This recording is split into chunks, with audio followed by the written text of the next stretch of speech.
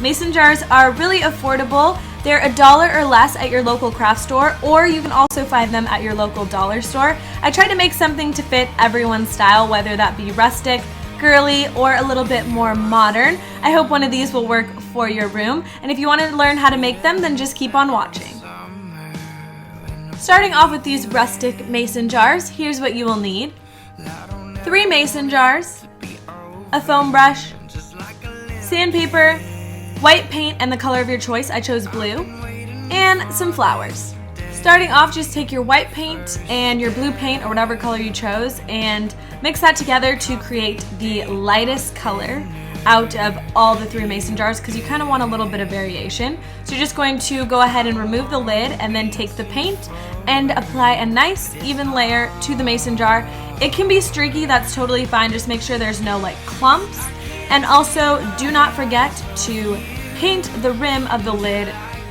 Now just repeat the process for the next one, but basically we're going for a gradient effect or like an ombre effect, so make sure you compare the last color and make sure that this color is just a tad bit darker, not too much of a difference, but a little bit darker than your last one, and just go ahead and apply an even layer again like you did before. And for the last one, you're just going to take the paint color straight out of the bottle and apply an even layer. You don't have to add any white to the last one because we are going for that gradient effect.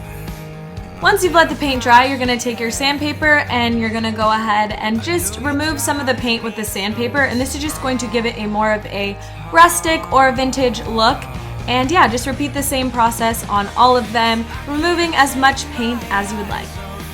The last step is to add the flowers. Now you just want to take the flower and kind of measure next to the mason jar on how tall you want the flower to be. Go ahead and take your scissors and cut the plastic around the wire, and then go ahead and bend the wire back and forth and it breaks off super easily. Repeat this process for all 3 jars and with all of your flowers, and then you are all done.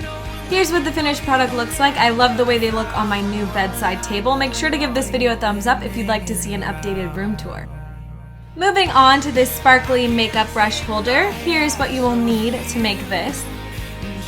A mason jar, beads or crystals, Mod Podge glue, glitter, and a paintbrush. Start off by pouring the glue onto a plate or tray, that way you don't make a mess. Remove the lid of the mason jar and you just need the outer part of the lid for this. Go ahead and take your paintbrush and paint a nice coat of the glue onto the outer part of the lid. Go ahead and pour a generous amount of glitter. You can always pour the excess back in, and then let that dry. Once it's dry, you want to take some hairspray just to seal in the glitter and spray that onto the lid. Then you're going to add your decorative beads or crystals and go ahead and put the lid back on, and you're all done. Lastly, just go ahead and add your favorite makeup brushes and you're all done with your new makeup brush holder. I also have a DIY on this spike tray that I will link down below for you guys. Last but not least, I'm going to show you how to make these mason jar picture frames. They are super simple. All you need is plain mason jars with no logos and stickers, pictures, or magazine cutouts. You're just going to take the jar and remove the lid. And then you're going to take your sticker or your picture or your magazine cutout and you're just going to put a slight bend and then just put it inside the mason jar, and it looks like a super cool kind of modern looking picture frame. I really like the way that it looks, but when you're doing this, be very careful that you don't bend your picture too much because you can put a wrinkle in it, so be very careful when you're doing that. But it's as simple as that, and you have these 2 cool looking picture frames.